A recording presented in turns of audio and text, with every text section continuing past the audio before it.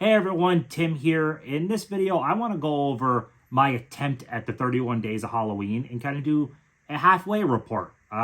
Everything I've watched from the start of the month up until yesterday, the 15th, and just what I thought of it, what I've watched so far.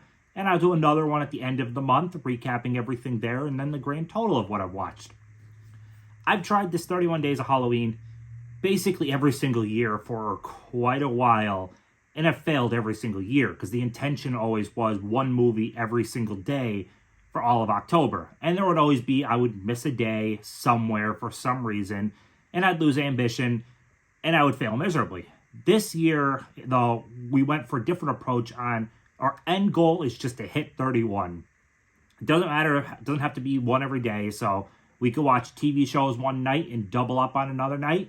That's kind of what we did. We've watched most nights a movie, but we did skip like two nights, something like that. But yeah, make a run through. I don't have the dates on everything. This is just what I've watched up until yesterday the 15th. And we'll start it off with what I did watch on October 1st was Smile. Smile is pretty damn good. I enjoyed Smile a lot. It's a pretty original horror movie. The acting was good. Pretty good scares in it. Yeah, it's definitely a purchase when it comes out. I think it's a solid like 4 out of 5. It's a damn good movie. I had an awful theater experience with it. Absolutely freaking dreadful experience. It did hamper it a little, so I'm looking forward to rewatching it in the comfort of my own home. But it's a good movie. I'm definitely looking forward to rewatching it. God, that theater experience was terrible. My God, teenagers really, they can be assholes in theaters. All right, next up, I got everything off to the side here. Next up, I watched The Gate. This was a first-time watch. I don't actually have the Vestron on Blu-ray, and now I really want to get the Blu-ray. I have the soundtrack and don't have the Blu-ray. But, yeah, first-time watch for me, and I dug it quite a bit. Get to see young Stephen Dorff. Cool little story. I enjoy those horror movies aimed at kids, kind of seeing it from the kids' perspective. Some really cool stop motion animation with the monsters. It's a fun movie. I'd say it's a solid like 3 out of 5 type movie. Definitely one I would revisit. The soundtrack was cool, so I'm glad I did pick that up. Yeah, I'm grateful I had Shudder, I think is what I watched it on. So, yeah, that would be night 2. And then night 3, October 3rd. I do know the first few we watched right in a row. Army of Darkness. If you're watching this channel, you probably already know how I feel about Army of Darkness. I freaking adore the movie. It's a 5 out of 5 for me. It's my favorite of that Evil Dead franchise. Yeah, the 4K looks phenomenal. It looks so darn good. So I had an absolute blast revisiting Ash, going back to the medieval times. Love that movie so much. It was actually, it's kind of like my gateway movie to horror. I didn't grow up with horror in the household. My mom was classic movies. My dad was action movies. Horror really wasn't on my radar.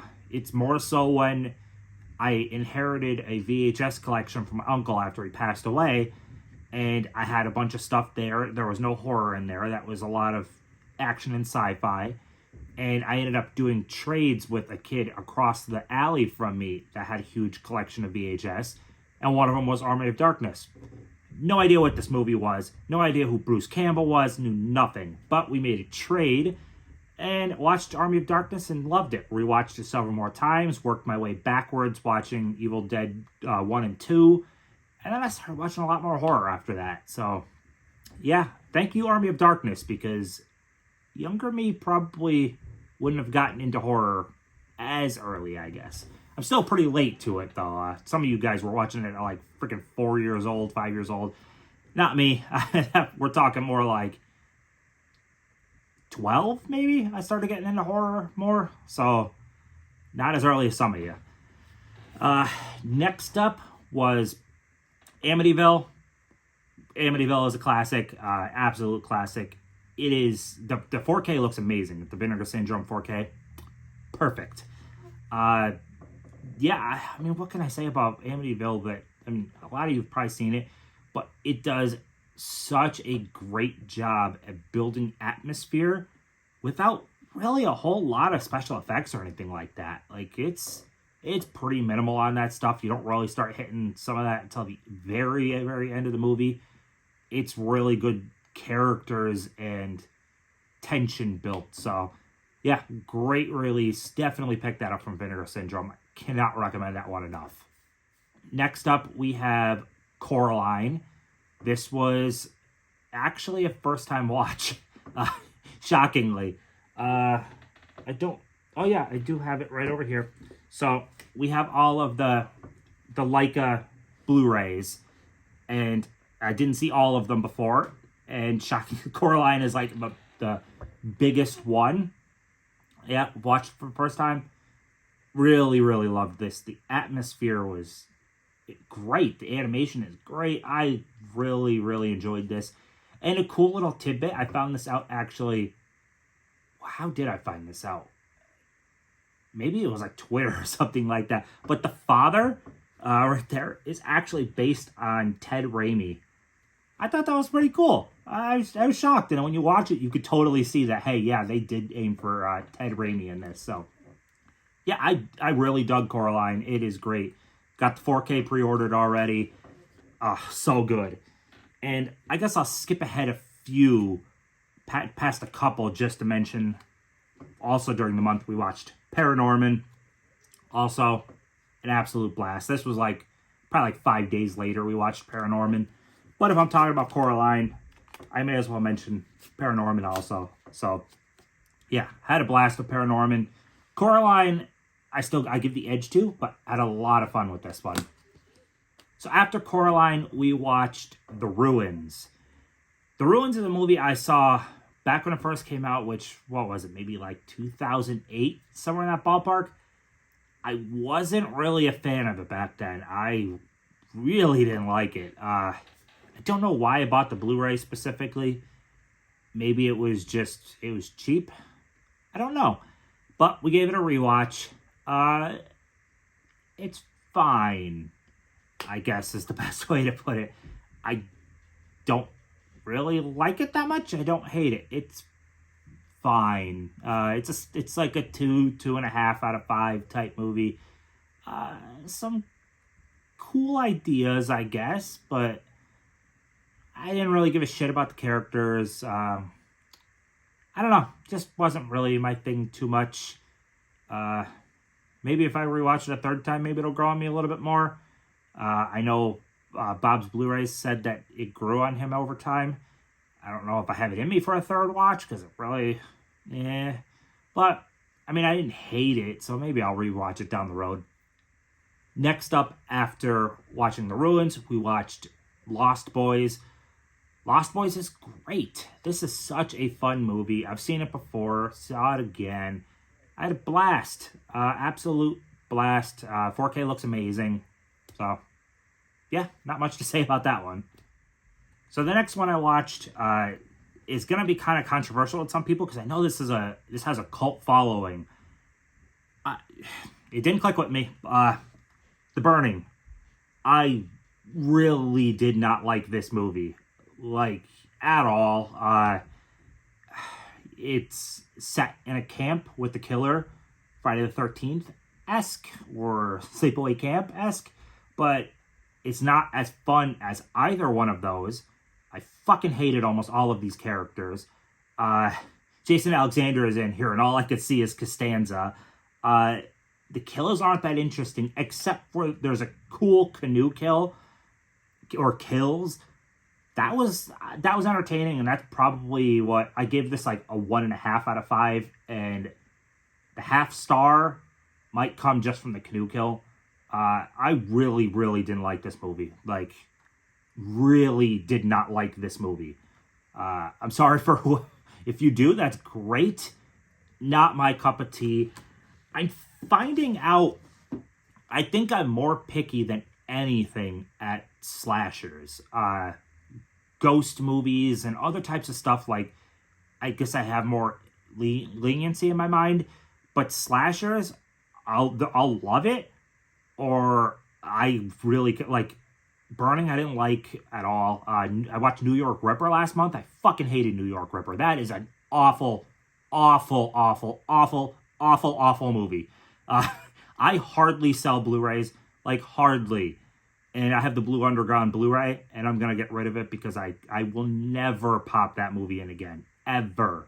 So I'm finding that there's some of the cult favorite slashers that are not my jam at all. I don't know if slashers just, like, I love Scream and Nightmare on Elm Street. Like, there are slashers I love, but I think some of the more cult favorite slashers just are not my jam.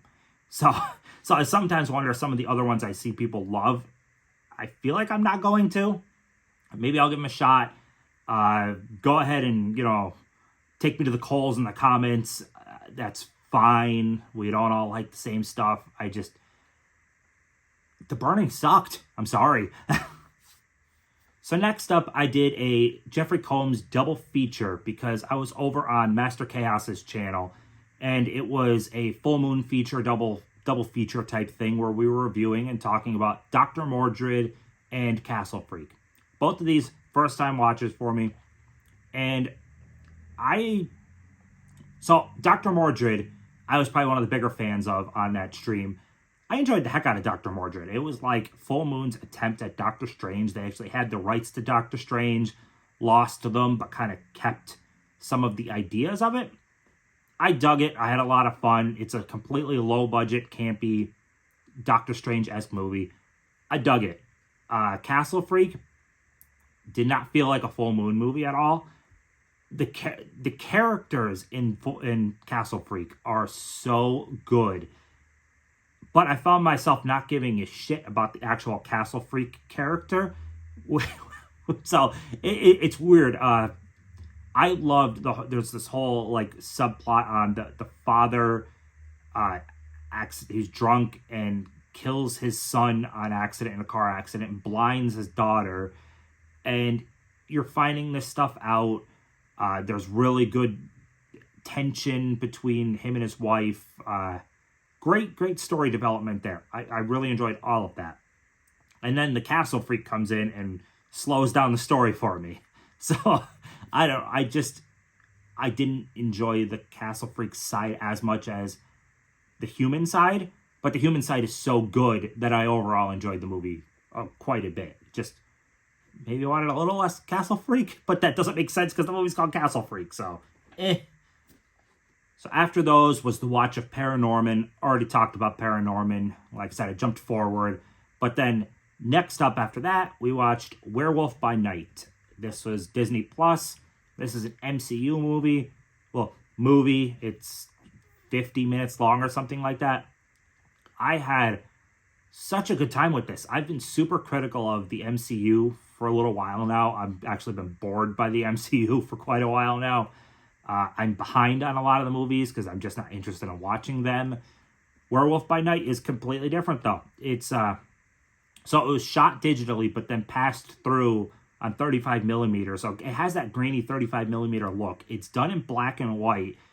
It's directed by Michael Giacchino, who is also the composer, who's a great composer. He directed a pretty compelling short movie. I super dug this one. I liked it a lot. It is bloody and violent in a way I haven't seen the MCU do. Granted, it's because it's in black and white, they're able to get away with that a little bit more.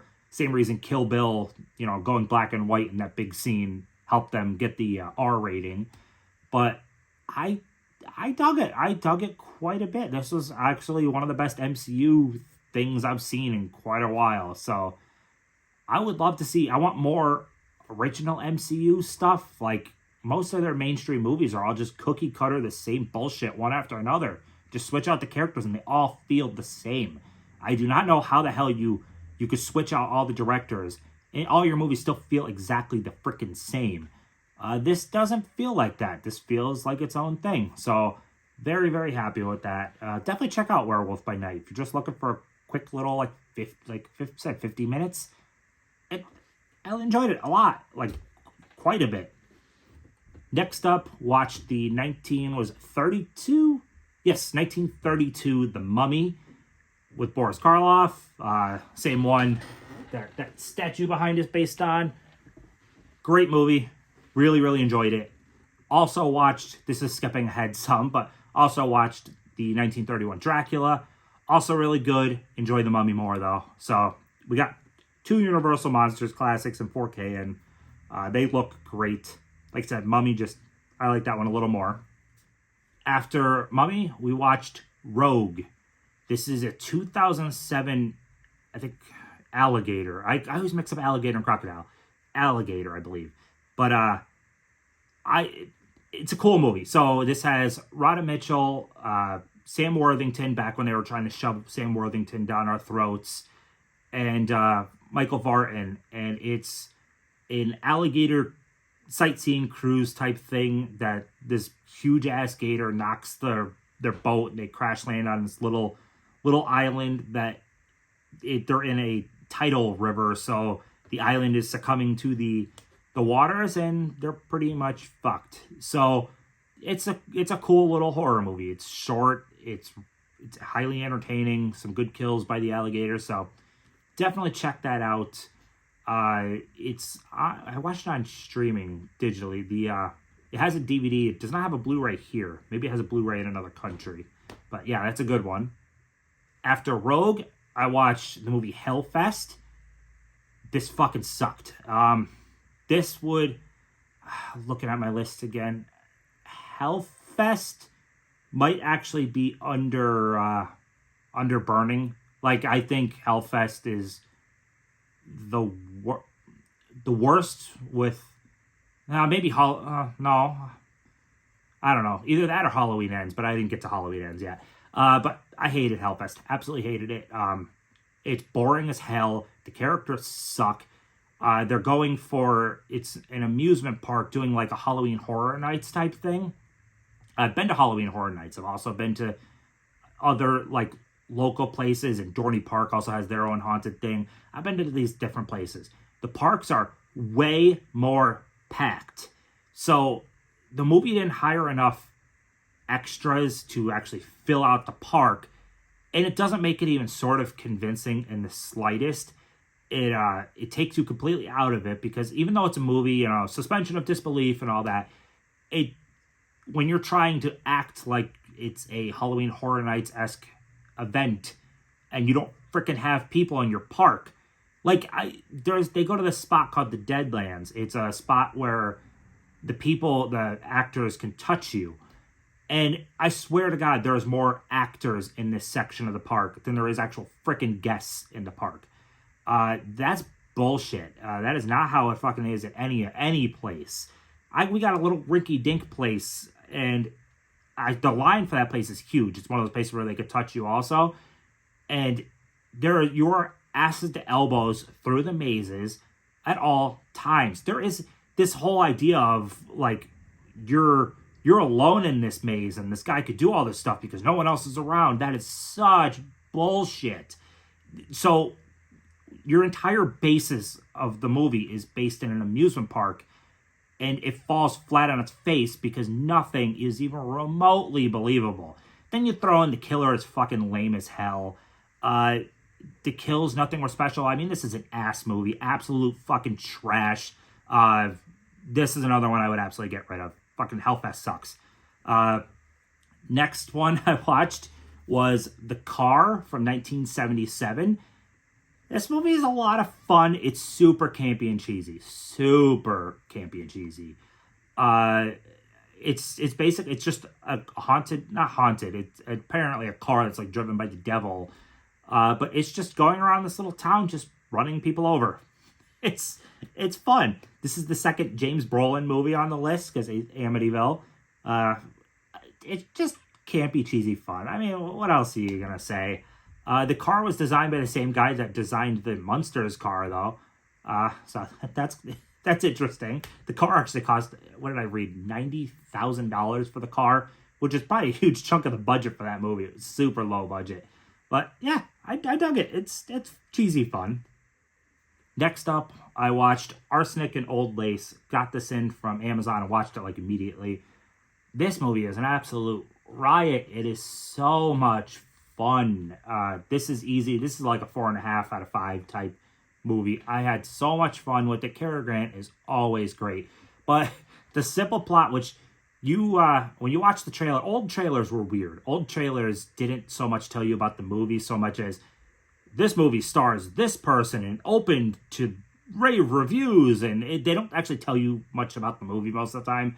This trailer doesn't, but basic idea is this guy played by Cary Grant that doesn't want to get married, doesn't believe in marriage, ends up getting married, goes to tell his aunts before going off on their honeymoon, and there's a dead body inside the one little windowsill area, and it leads to further dead bodies and calamity.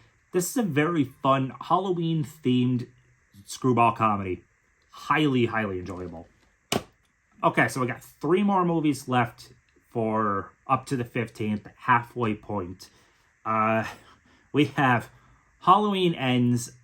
I'm not going to be on this one for very long because I'm actually going to be on a stream on Bob's Blu-ray's channel about Halloween Ends, and I'll do plenty of talking and complaining on it there. I'm not going to do that here. I'll just say I did not like it at all. Move on to the next one. Next one was Children of the Corn. This is a first-time watch. I really, really, really... I dug this. I dug the atmosphere quite a bit. I am a huge fan of those open endings where they don't tell you everything. That this movie does that. The main characters, the guy grows on you. Linda Hamilton, the woman, I liked her from the get-go. She's smart. She's telling the guy what to do, and he's not doing it half the time. But he grows on me. It's a good movie. I dug it a lot. I read some things on it, which is part of the reason that I had never watched it for so long, but finally got to it, and yeah, it's a cool movie. Last one, rounding out the halfway mark, I watched Disturbia, starring Shia LaBeouf, from 2007. It's essentially a Rear Window, updated for modern times. The creators were actually sued over how similar it is to Rear Window. They won the lawsuit. Apparently, it's not similar enough to Rear Window. But it takes the same basic concept of there's a killer next door, and, he is trapped to his house for a different reason. Like James Stewart has a broken leg, and this Shia's character has an ankle monitor. He can't go past 100 feet of this little box. So each one kind of tells the same story, but in different ways. I dig this movie a lot. I've seen it a bunch of times. The Blu-ray copy, if you're still watching this video, my Blu-ray stopped working. It just flat out does not work. I ordered another copy. I'm going to see how that one works. But since I put up a story on Instagram, 2 other people have come forward and said that theirs didn't work either. So I'm wondering if the early copies of Disturbia just stopped working. That's a bummer. I really enjoy the movie. If my copy from Amazon that's coming doesn't work, I'm probably just going to import it, get it from another company that released it, because I really want the movie in the collection. Like I said, I dig the movie a lot. Okay, that is it. That is everything I watched within the first 15 days, which is, I believe it's 20 movies. 20 movies in 15 days. Not too bad. I'm definitely on pace. I'm happy with it. So we will see at the end of the month what I watched in the second half. I'll recap what I watched in the first half. And I hope you guys are having an awesome October right now. Seriously, I'm enjoying the heck out of this. I love this time of year. But yeah, like, comment, subscribe, and I will see you in the next one.